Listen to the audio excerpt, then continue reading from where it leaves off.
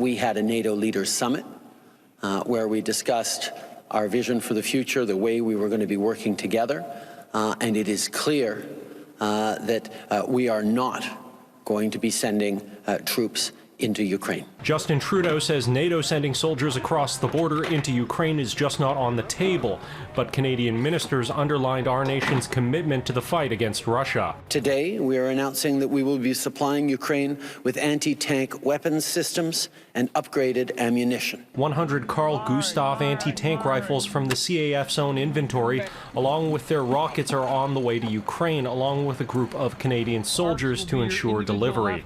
This comes as Canada levies even still more sanctions against the Russian state and Russian banks. As of this morning, Canadian financial institutions are barred from any transactions with the Russian Central Bank, and we are prohibiting any direct or indirect dealings in Russian sovereign debt. The severity and speed at which these sanctions are happening hasn't been seen before. Economist Jason Garrett notes that one of the most successful uses of sanctions in recent memory happened over a much longer time frame. To come to the example of Iran, where we also saw major sanctions relatively recently, we saw Iranian banks being cut off SWIFT.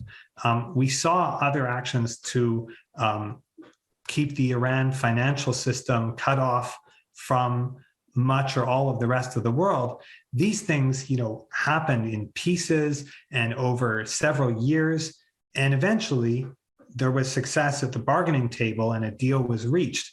That was a few years after even the SWIFT sanctions were imposed. But Canada's finance minister says the fact they're fast is the point.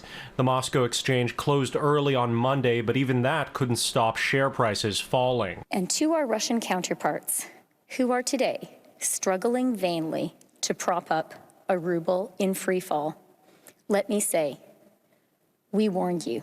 In Ottawa, Xiaoli Li, City News.